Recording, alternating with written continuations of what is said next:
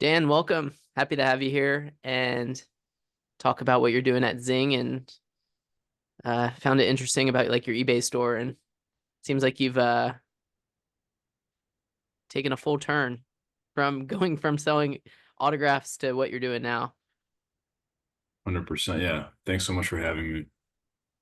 So, what led you to Zing based on Yeah. what you were doing at like your eBay store and then I think you did something before Zing. Like how did you end up here? Because eBay and seems like what you're doing now is I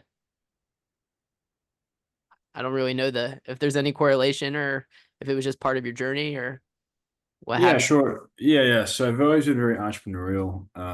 And for me, it was more of like solving my own problems. So yeah, I started like the eBay store. I was actually back in high school when I started that business. It was more of a hobby. I would go out and get autographs, sell them online. And then once I finished with college, I was able to go and buy autographs from people who I knew, right? So it was more of like, kind of scaling that way. And then, I had this vision of doing something bigger, reaching more people, being more of a global company because autographs is a great industry, but it's very, focused here in the US. And for me, it was more of like, how can I reach more people, help more people? So I saw this need in the fitness industry where I was, working out a good amount and finding personal trainers. How could you connect personal trainers? And I had this vision of connecting trainers with clients, and I built this platform called the Workout Pros. But I myself was more of just my idea, right? I'm not a developer. And I was on Fiverr, Upwork, looking for different devs. And over time, I had many devs that were not good. And I met someone who was fantastic. And then in 2019, we started a partnership working together. I was his client. And then in 2021, he was like, "Hey Dan, why don't we work together and start a company?" So we started the company was called South Lake Consulting at the time, and now we're known as Zing. But it was, yeah, I mean, just custom software development. And we got one client early on based here in Austin that just loved our work, called Vessel Health.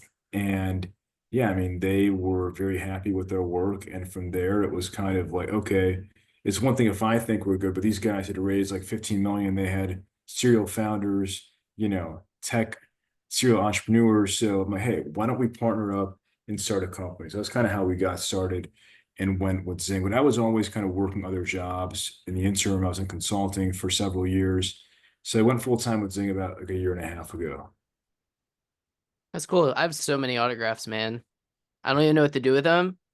I like thought about selling them on eBay and I had a thought of like, hey, like, cause it's like a volume game Right, and then finding like a buyer for them is a little hard. So what I've been doing is just giving them away as gifts and like keeping the ones that I actually like. So right. that's what I've been doing. I have like binders and binders of them. What was like the coolest autograph that you had? I mean, I've met so many people. I mean, I've met Tiger Woods. I met who else? I mean, Steph Curry, um, Adam Sandler, politicians. I met Donald Trump, Hillary Clinton, Bill Clinton. Not all in Um, the same time. yeah, not all the same time. Well, same year about, yeah, but They used to in be 20, friends, apparently. yeah, in 2016, I was living in Wisconsin, so it was a big swing state. So all the candidates kind of really spent, like at least some time there. And yeah, I mean, I got to go to events and meet them. But yeah, it was definitely interesting when you're meeting people of like that magnitude for sure. And it's different than going and meeting some athlete. Obviously they might have their own security, but it's not the same as like meeting like a presidential candidate or for like a former president where you have to go in and Secret Service is patting you down, making sure that so yeah, it gets cool. I mean, I got to meet lots of influential people, and people whose autographs are obviously very desirable, like in the market. Yeah, I still don't know what to do with them. I'm just keeping them and giving them away right now.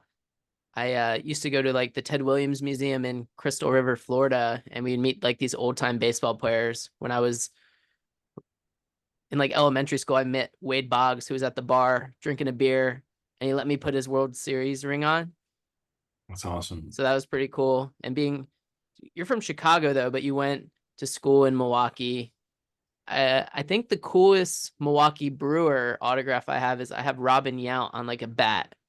Okay. And then I also I sent a glove to Tony Gwynn and it got lost. And like I wrote him like another letter. It's like, hey, like I sent you this glove, it got lost. Cause like back in the day you'd have to like find a book. Like everything was in these like books of like the addresses of like the country clubs these people were like belonging to, and you'd send it to like Yeah, the country club and see if they'd respond back. And then eventually I got like the glove of Tony Gwynn signed like that's awesome. much later. So collecting autographs is cool. It's just selling them. That's a hard job. It's just too much, so much time involved in doing it. It's such like a time commitment. But it does, if you were running an eBay store, I'm sure it taught you a couple of things on what you're translating now to Zing that 100%. other people probably haven't experienced that are just in tech. Yeah, for sure. I mean, I was doing everything, sales, marketing, accounting, everything. So, customer service, I mean, that's one of the biggest ones. When you're in e-commerce, customer service is so critical because, yeah, I mean, it's not like traditional sales. Like, you don't need to be going out and like kind of how we're talking here and selling your product. It's more of like, e-commerce is more marketing driven, right? It's more about how you can get your product out there, have good pictures, show people the value of it. But yeah, I mean, definitely lots of customer service. Like the biggest thing is for sure how to deal with people. Because sometimes, things happen, and especially in e-com, you ship something, it gets damaged in the mail. Okay, now what? How do you deal with that? How do you rectify that situation? So for me, it was really putting a focus. I got a customer, understanding how we can help when there was an issue and something went wrong. And I saw many of like, the people like in my industry who really just didn't care, and those simple things make a huge difference. Those small things make a huge, huge difference. Yeah, I mean, if somebody comes to you and there's something that happens, even if it's not your fault technically, like it's still best to make things right. You know, things happen. But yeah, of course, if people come and they try to take advantage of you time and time again, you're like, okay, something's off here, then that's like a different conversation. So understanding kind of like what actually happened and how we can make that situation better for sure. Yeah, and I feel AI is great to a certain point. Like I've been having some issues with like software that I have, and they have like these support teams, and it's cool. Like you send them a message, it's nothing urgent. Like they get back to you within a few hours. Like I'm cool. I'm cool with that rather than like sitting on hold listening to bad music. But there comes a point where like, hey, I'm not getting any help, and you can't get like a hold of someone. Is that anything that Zing is doing that is separating yourself from just like, hey, AI, it's going to solve all your problems until the AI doesn't work and you need someone who knows how to work the AI in order to solve the problem because AI has been created by people and sometimes you need people to solve a problem that a software can't. 100%. Yeah. I mean, that's why we built Zing Chat because, I thought of solving my own problem with that product as well because I myself, yeah, being a solo founder with Chicago's memorabilia, it was like oftentimes, yeah, I mean, people would message me. I mean, we would sell overseas sometimes, like Australia, New Zealand, Japan, random places. And it's like, okay, well, if somebody's messaging me, how can I respond and get back to them on time? Um, or even sometimes we had several orders from service members who are stationed overseas. So kind of similar ordeal, right? Um, like Americans who just, are living somewhere else. So yeah, I mean, it's always about minimizing friction. How do you get those questions answered as quickly as possible and sell your product as quickly as possible? Because yeah, I mean, especially in e-com, it's a very competitive space. You're going to have lots of queries, lots of people that are reaching out to many different folks. So how do you really rectify that situation and get people what they need when they need it, if that makes sense? Yeah, totally. So what exactly is Zing? Like like what exactly is it? Because I mean I saw it's like e-commerce, I see it's AI, but to someone who's like not in the game, or anyone that's listening that doesn't understand, it's just like, oh, AI, that's cool. Like, what exactly are you doing? And like the Yeah, problem that's out there that people need to be sure. aware of. 100%. Yeah. So we're an agency, right? So most of our business today is software development and marketing, right? So we do, when it comes to software dev and marketing, a lot of it is in the e-commerce space. For software dev, we work across different verticals. So mobile apps, AI, and then we also built our own AI product, right? So Zing Chat is our first own product, which is once again mostly for e-commerce. So e-commerce, yes, that's a big part of our business. Obviously, for me, that's my background. But we work, across different verticals. So we have clients that are building mobile apps or custom apps or marketplaces, right? So it's more of just when it comes to software development, it's more of like what can we do, right? And if we can do it, because software dev is often more relative to like tech stack.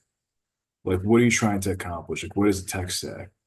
If it's a mobile app, okay, like, what are the features? Can we do the work, right? And for us, like, we really focus on delivering our projects, taking on work that we can actually complete and do a good job. We've delivered 100% of every project that we've taken on because like we don't take on work that we can't do that we don't feel confident about, right? So that's something about us is really focusing on quality and value.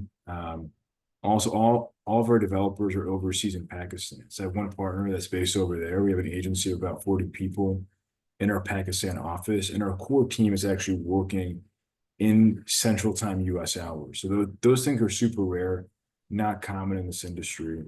So yeah, it's really super helpful for us. So it's like a consumer who's not on the back end of like the matrix of working all like the AI ins and outs. Like I go to a website, it's an e-commerce site. Is there any red flags as like a potential buyer to look out for? Yeah, I mean, it's hard to say. I always tell people the biggest thing on a website, there should be social proof, right? So if you have a website, have your reviews front and center. So if you don't see that, I mean, yeah, it's a bit concerning. Because you can have like a beautiful website, but if you don't have customer reviews, testimonials, what exactly are you selling? What is a product? And yeah, for sure. I mean, it's understanding, showcasing that value. Right. So if you like a certain value prop, like what exactly is it? And why would somebody want to buy it? So understanding that everything on there is super clear. Like, what are these folks going to do to help you solve your problem? If that makes sense. But yeah, customer reviews, testimonials should always be front and center, no doubt. Yeah, that's tough in the wealth management industry because there was like testimonial rules that you can't have like client testimonials and use it in advertising. I believe they have changed the rule though. If someone's like a current client, you can use their testimonials. So they're getting a little bit more friendly there, but that's been like the biggest challenge in my market is like the advertising is there's so many rules and then it basically just allows the biggest players in the game to be able to capitalize on it, which makes it unfair. But just because the game is unfair doesn't mean you can't beat them. It just makes it a little bit 100%. more challenging, kind of like walking around with a weighted vest all day, and then you take that weighted vest off and like, oh man, I feel so much lighter. 100%. Yeah. I mean, it's like the way I think about things oftentimes is like, what can we do that other people won't do? Right. Because many people try and copy everybody else. Right. But it's like, how can we go about things in a different way, like in a different approach? If we do the same thing that everybody else is doing, there's not going to be a differentiator. But if we have an offer or if we, something totally different, it's going to set us apart for sure. So how do you stay client centric in the tech space? Because the tech space can get quite binary at times. Yeah, I think just listening to your clients, I mean, once we onboard a client, we have, Slack, we're on calls weekly. So understanding what do they actually need? What are the challenges? Being there for them. I think customer support and communication is critical. We focus on responding within, I mean, during business hours, like 5 minutes. I mean, we're super quick. If it's obviously outside of office hours, then we do get back as soon as possible. Sometimes it's within 5 minutes, but sometimes it takes longer because like, it just depends. But for us, it's really focusing on customer. How can we best serve them and be there for them? So if they have a challenge, if there's an issue, if they have a question, we don't leave them hanging. Like that's super important. So once you're part of the Zing family, it's like, making sure that just tag us in the chat, ask us the questions, don't hesitate, give us feedback. And that for us will, allow us to get the best client um, attitude and client responses. Yeah, totally. And being in e-commerce nowadays, I'm not sure what that space looks like compared to like the Amazons, and now all the other companies have followed suit, attempting to steal from Amazon a little bit, their business, like Walmart, Target. I think even Costco delivers now. What are you seeing in like the e-commerce space in terms of growth, even though there are those behemoths out there, kind of like the David versus Goliath, like there could be like a mom who has a really good idea for a kitchen tool and she wants to sell it, but then she doesn't want to just put it on Amazon because they charge an arm, a leg, and an ear in order to sell on their platform. Yeah, I mean, listen, Amazon's great, right? I mean, we don't deal with Amazon so much directly nowadays, but like Amazon's fantastic because it allows you to get in front of other audiences. But the thing about Amazon is most people on Amazon are looking for the best deal, right? So if you're on there, just be prepared to, especially early on, it's kind of like a price war. How low can you get your price? Or if you have something super unique, right? But Amazon's great. They charge lots of fees, but hey, I always say if you're going to be on there, make sure it's a profitable transaction. Don't go on Amazon losing money on your transaction. That's not a winning play, right? So Amazon is great. And especially in certain categories, people are more keen to Amazon because if you're ordering a beverage or food or supplement, people typically are not going to want to wait a week. Like there's exceptions, you know, um, but yeah, I mean, Amazon is great. Now, when it comes to other items and other products, direct from your website is obviously very beneficial. That's a lot of what we focus on. So if you're doing D2C, right, understand what is the value prop. Why is somebody going to want to buy directly from you as opposed to Amazon? So, of course, you can give better pricing. You can give better offers, freebies, things like that, right? Because to your point, Amazon takes lots of fees and it's imperative for brands to be on there. But the goal is how can you convert people to being D2C customers? So yeah, if you're charging more on Amazon, you should be because of the fees, but try to get people to come to your website because if they're buying from your website, they have that data that they have, you have their email, you have their phone number, their name, right? Amazon, it's really Amazon's customer at the end of the day. The same with the Walmart, Target, etc. Right? But if it's from your website, it's your customer, you have their data, you can call them up, you can email them if you have questions, get their feedback, and really give as much value as possible. When you're starting the brand in the beginning, you definitely have to find sticky customers, and then eventually, if it, or when you take off, then eventually you're going to get that call from a Target or a Walmart that wants to put your product in their store. But in the beginning, you got to figure out how do you direct people to your website. Have you been seeing any trends lately on the best ways to do that? I know people were swearing by TikTok for a while, Instagram, Facebook, Google Ads. Like, have you been seeing any shifts in the market from that point of view? Yeah, I mean, TikTok's great. I mean, obviously, Meta, Google are also great channels. I mean, if you're starting from zero, right? I mean, running ads is always great, but I always say, like, early on, it's going to be challenging because nobody knows who you are, and your cost to acquire a customer is going to be very high, right? So it's like, how do you lower your customer acquisition costs? So it's like, best way to do it is build your community, try and do things organically, right? If you can, if you're in a city like Austin, like I am, try and have in-person events, meet people that way, build a community, build a following on social media, right? If you're not in a city where you can have lots of in-person events and meet people in person, then even reach out to people organically, do the non-scalable things. Because yeah, running ads is important. You should do it, but it's hard in the beginning, especially if you don't have a very clear differentiator. Because if you're selling something like apparel, unless it's like functional apparel and something super new in the category space, it is hard I mean, if I'm just selling t-shirts, like basic shirts, like there's plenty of great t-shirts, but if it's a unique t-shirt with certain features and it's for this category of people, then that's gonna, make sense. So understanding exactly who is your audience, who are you targeting. I've seen many people be successful in ecom because they build their audience outside of their business, whereas they might have a following if you're like a food blogger or travel blogger, etc. Like people follow you on Instagram already for that content.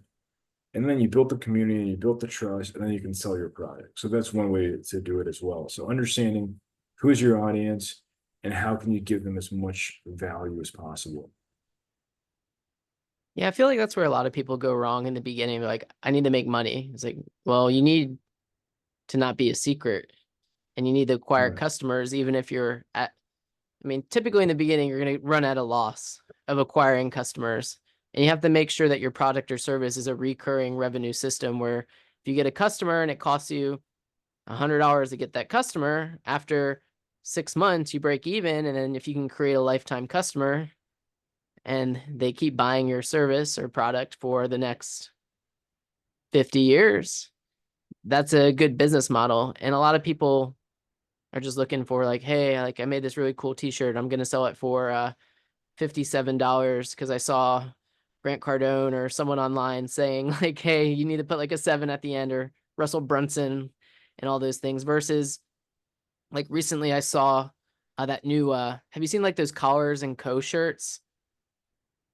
It was I on think Shark so. Tank. It's like the stiff Yes, collar yes, yeah, shirt. yeah, So I yeah. see those all the time. And I actually like met the guy that like started, and I was like, and Mark Cubitt actually like invested in the company. I was like, that's a pretty cool like brand. And I went on the website. Now they're selling like belts and things like that. So like that was like a differentiating product. And I found it interesting because I went on like Alibaba and I like searched like the materials for the shirts, and I wanted to get like the really nice shirts that are like typically like $100. I was like, man, I can get these for $12 each from Alibaba. And I like want to like put my logo on them and sell them to our existing clients just at cost. I was like, I don't want to make money on it, but if I can like send like a really nice shirt that's like $25, that's typically like $100. So someone like wears it and enjoys it. Like that's the way I see things. And that's where people typically fail, because if you come out with a new product and no one knows what it is, like you'll make a few sales, but you're just gonna end up a statistic. 100%. Yeah, exactly. So what else is going on in the AI world that people that aren't fully immersed in it may not realize what's going to happen in the next several years? Do you have any insights there? 100%. I mean, listen, it's for sure going to change the way that we work. It already is. Um, when it comes to customer service, that's obviously, I mean, I'm biased, right? For working in that space, that's a big area where there is lots of opportunity and possibilities for AI to shift the way that we're working today, right? So, I mean, certain areas like drive-throughs, I've seen it, that's one for sure where AI can come in and be, like a main function there, right? So that's one example. Other examples, like I mean, obviously our product, Zing Chat, AI chats. I have a friend of mine who has a company where they do kind of phone calls. So yeah, I mean, there's lots of use cases, especially from the customer experience side of things. And I would argue that, in some areas like drive-through, even AI chat, it could be more accurate, more efficient than having a live person simply because you, in a drive-through, I mean, I worked at Burger King in high school. There's a lot of things happening, right? I mean, and especially today, it's even worse than ever because most restaurants are understaffed, right? So if you're taking orders, you're making the food, or you're at the register, So many things happening at once. It's hard to manage that. But if you can focus on making the food, doing what you do best and allow the AI to do its job, to take the order, that's going to help things grow exponentially, right? So that's one use case. When it comes to customer service AI chat, it's the same sort of thing, right? Like you're a human being, like I mentioned earlier. How quickly can you respond? If you're a solo founder or a small team, it's hard, right? I mean, you can't be there at 10 p.m. It's not realistic, right? Even if, I mean, imagine if you're in New York or on the East Coast and then you're selling to California, well, that's a huge time difference. So understanding how do you most effectively reach people and convert them to more sales. Yeah, the way I'm seeing AI is it's going to increase everyone's productivity. It's just going to make everyone better and more efficient at what they do. Now, it's going to eliminate people's positions, but it's also going to create more positions. And that's where a lot of people don't realize that technology is a good thing. That means we're advancing. That means we're becoming more productive. That means if you're running a company and your output's 10 and now you have AI, your output's 12, you multiply 12 times how many days you're working throughout the entire year, and then you compound that over that time, it's just going to help everyone be better. And for like us, I'm the only person who answers the phone right now. But if I miss a phone call, I've set up a system where it'll be like, hey, Dan, this is 369 Financial. Did we just miss your call? And it sends a text message to someone. Exactly. And then also it helps because if I get those spam calls and I send a text message, it typically doesn't go through. So just Exactly. setting up those like little things make a world of difference, especially if you're just getting started out in business or, you don't have the capacity to hire a customer service team. Like we got here in Maryland here, there's a company called Len the Plumber. And I actually learned that they're owned by I think the same person that owns Hennessy. And they literally have customer service 24 hours a day, 7 days a week. Like anytime you call, like someone will answer the phone. And it's a real person. I was like, well, that's why they're winning, because someone has a plumbing issue at 3:30 in the morning, someone will answer the phone. But when you're starting out, having these chat bots, like what you're doing at Zing, is that like a solution for what people, it's like a must have now. You got to have something. So at least someone's like Sure. reaches out and has like some sort of like, hey, we're here. We got your message. 100%. Yeah. I mean, that's what we focus on. We're like our ideal customer is a small business because, yeah, I mean, listen, being, personalized and answering the phone is obviously ideal, but unfortunately, so many small business owners are just already stretched too thin. So how do we, allow them to sleep when it's 3:30 as opposed to your point, having to answer and respond to people. So that's really our goal. Get a good night's rest. Don't worry about those things. And Zing Chat will, you know, solve your problems when it comes to customer service. So what's like the size company that Zing is helping currently? Yeah, most of our companies are under $1 million in revenue, so pretty small. Um, we have, of course, some clients, 10 million plus, 100 million plus. We've done some work for companies in that area, but our sweet spot as of now is the SMB customers because, like I mentioned earlier, really when it comes to Zing Chat, when it comes to our services, the value and quality, right? Because many people are always looking for good value. They want to save money, but also good quality. So really, like I mentioned, combining overseas talent with a U.S. presence, and we have U.S. based project managers, account managers. So having those conversations and those relationships are super helpful. Sweet. Well, everyone check out Zing. It was fun, Dan. We'll see everyone next time. Bye, everyone.